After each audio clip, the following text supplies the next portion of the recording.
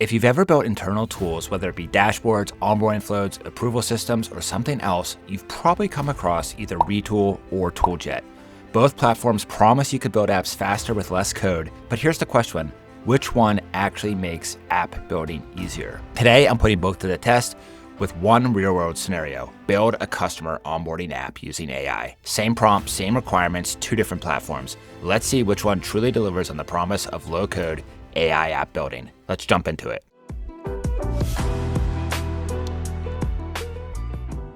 Okay, so here's the exact prompt I'll be using for both platforms. Create a customer onboarding app with a dashboard showing all customers, a customer details page with their information, and a workflow system to assign and track onboarding tasks.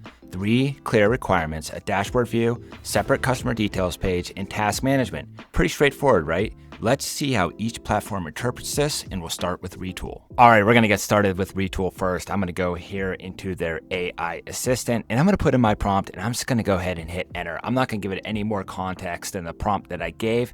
And we're gonna sit back and we're gonna watch Retool build our customer onboarding app, and we're gonna see what the end result is like here in just a few minutes when this is done building. The AI agent is gonna think about our prompt, design the entire application, and then present us with a solution that hopefully will solve our needs. But we'll see what this looks like when we get the result back. Okay, and we're back. That took about 6 or 7 minutes, and here's what we're given.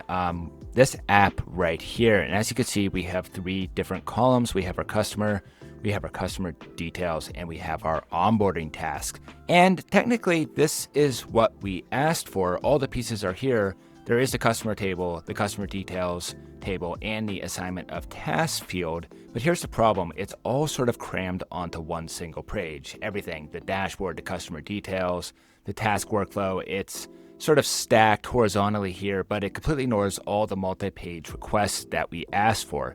Let's just check some of the functionality. I can click into a customer, I can see the customer details, I can see their tasks, I can add a task if I would like.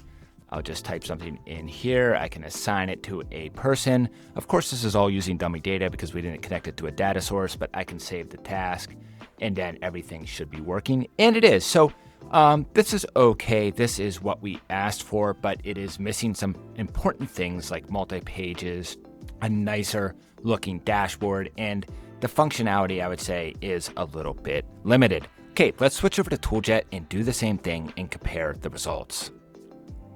Okay, so here we are at tooljet.ai, and what I'm going to do is I'm going to paste in the exact same prompt here. Create a customer onboarding app with a dashboard showing all customers detail page. So we are asking for a specific page, which we did with Retool as well. We'll see if we get a page here, which is what I really want, and a workflow system assign and track onboarding tasks. I'm just going to go ahead and hit enter. In the same sort of experience as before, the agent is going to start understanding our prompt and building out our application. This is going to take a few minutes, so let this run. We'll come back and we'll see what the end result is. Okay, and we're back. ToolJet has finished, and check this out.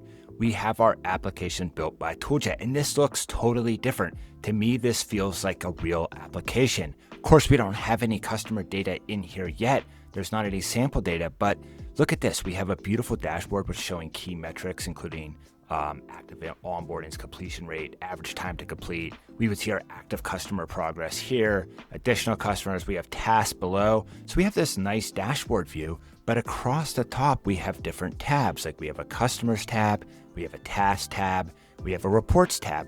Again, all of this data is empty because we don't have any data in our application yet, but this feels like a complete multi-page application that is going to be much more user-friendly for members of our team. I love how we can test it in desktop view and mobile view. We can preview it, and we can make changes to this on the fly, which is what we're going to talk about next. ToolJet has made it really easy to add components and then link those components to other things with event handlers. And I'll show you that, and we'll take a look at it in Retool as well. But out of the box, just comparing apples to apples, yes, the UI isn't perfect here, but that's just paint on the house. The underlying system with different pages and a multi-site application is working beautifully here, and I'm really impressed with how this looks. So let's go ahead and try to actually add an element to this app and see how easy it is to connect to something else. So let's say we want to add a button, so we can just come over here to our components. we can choose button, we can drag it around and place it anywhere we want on the app. Now, let's say we want this button to actually go to a different page in the app, like the customers page. We could easily do that. If we click this button, we can just hover here on the right. On click would be the event. We choose a new event handler on click, and then what do we want to do? So we can do all kinds of things. We can show an alert, we can run a query, we can show a model, close a model, set a table page. We can open an external web page. We can switch page. Let's try to do that. We're going to switch page, and let's go ahead and switch page, and we are going to choose, let's just say if we want this button to go to the customers page, we can have it go to the customers page here. And that's it. That's all that we need to do to make this work. And now if we were to add a button to our app, somebody who's non-technical could easily do this, and we could switch to the customers page. Of course, this is a super simple example, but it gives you a really good idea how quickly you can iterate and add additional functionality to your application by adding buttons and different elements all throughout your page, and then using event handlers using a no-code friendly way to link this all together. Let's switch over to Retool now and pretend like we want to add a button to our page. So what we can do here is we can hit this plus button, and here's where we have our different components, sort of similar to ToolJet. Let's go ahead and choose button, and we can drag this onto our page like so. And now let's go ahead and try to hook this thing up. Okay, so we've added the button to our page, and now if we wanted to connect this to another page in our application, which we don't even have, by the way, because Retool wouldn't even allow us to create a second page with the AI assistant. The only way to add this functionality is with the query editor, and you're right into custom code. It's super complicated. It's actually way more complicated than it needs to be. I would have no idea how to even add functionality to this button without adding custom code or writing custom code or using ChatGPT to write custom code to make this button interactivity or functionality work, which is a real problem because we need to be able to build things on the fly, add functionality, add interactions. If we go back to ToolJet here, we can see that it's super simple to just add different elements to the page. We can just click this plus button. Again, we can add tabs, table inputs, all kinds of different things. We can add an icon if we would like. And again, we can just add a new event handler on click. We can even change this to something else, such as on hover, and then we can show an alert and all these different things. All of this would be custom code in Retool. So I really, really like the ability to add additional functionality with ToolJet. It makes it super easy, and it looks a lot nicer, and we have a multi-page app. So far, the clear winner here in this test has all been ToolJet. To build on top of this, let's talk a little bit more about designing and building on each platform. Retool uses a structured grid system, and similarly does ToolJet, but what I found in the ToolJet experience is it's much smoother and much more responsive. If I place this button in multiple different spots, it seems to align and snap exactly where I want it. It's fast, it's responsive, and it works really, really well. I haven't hit any quirky issues with adding things in different places, and it seems to just work. Moving over here to Retool, the grid system is here, but as you can see, it's much more restrictive. It feels much less like an open canvas, and as I move this around, it seems to push things around. It doesn't fit in certain locations.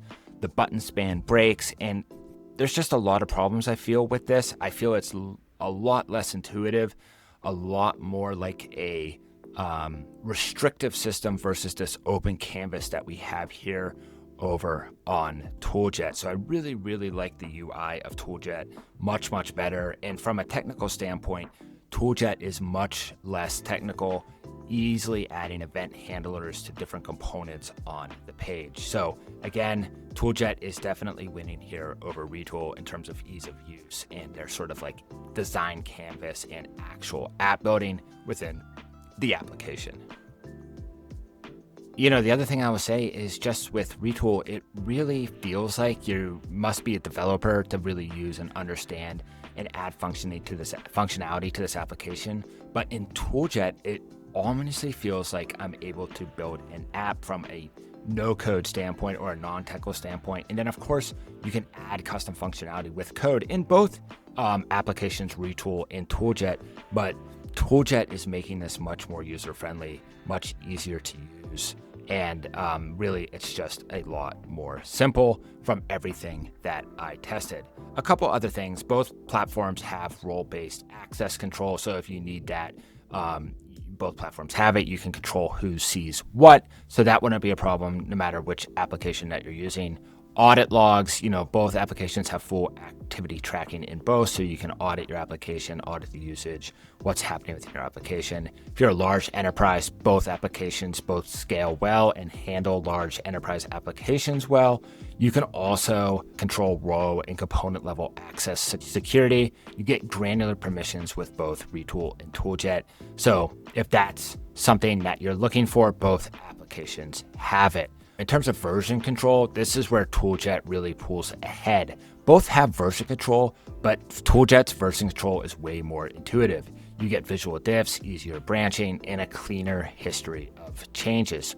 Plus, ToolJet is open source. That means you can self-host it on your own infrastructure, customize the platform if you need, and you're never locked into a proprietary system, which is a huge, huge win.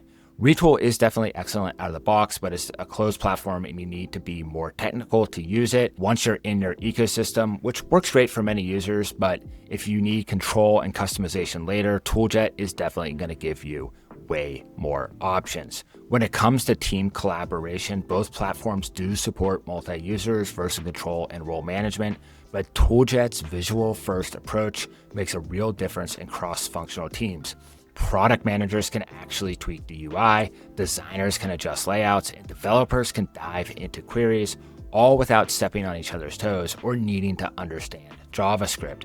And remember that AI-generated app that we started with, the fact that ToolJet's interface makes clean and refinement issues easier, your team can iterate faster without needing a developer for every small change. Finally, pricing and access. Retool is a paid platform from day one. Their pricing is aimed at established companies with budgets for enterprise software. You get a trial, but you're committing to a paid plan to really have to use it. ToolJet, it is open source. You can download it right now, self-host it completely free, and use it as much as you want. If you prefer a managed cloud solution, they do have paid plans, but you're not forced into it. For startups and smaller teams like us, or anyone who wants to experiment before committing to a budget, the open source option is definitely huge. So what's my final verdict here? After building the same app in both platforms, here is what stand out. ToolJet actually followed the AI prompt and correctly generated a true multi-page application with proper navigation. Retool generate components, but definitely not the structure. ToolJet's building experience is much smoother, much more intuitive, especially for non-developers or non-coders like myself. Retool is powerful, but expects you to think like a coder. ToolJet is open source, giving you more control, flexibility, and a free starting point. Retool is proprietary and paid. Both have enterprise features, both are production ready, but ToolJet edges ahead on version control, accessibility, and cost. So here's my take. If you're building internal tools quickly and you want a visual first experience and value flexibility and control, ToolJet is definitely the better choice. If you're a development team that lives in JavaScript, prefers a more structured environment, and budget is not a concern, then Retool is definitely a solid option. If you want to try this test yourself, I've dropped the exact prompt in the description below. Build the app in both platforms and see what you prefer. You can be the judge. And if you build something in ToolJet and you want help polishing the UI to make it production ready, drop a comment and reach out. We'll be happy to show you how to put on the finishing touches that take an AI-generated app from good to great. If this comparison helped you, hit the like button, subscribe for more tool breakdowns, and let me know in the comments which platform you choose for your next project. Thanks so much for watching. I'll see you in the next one.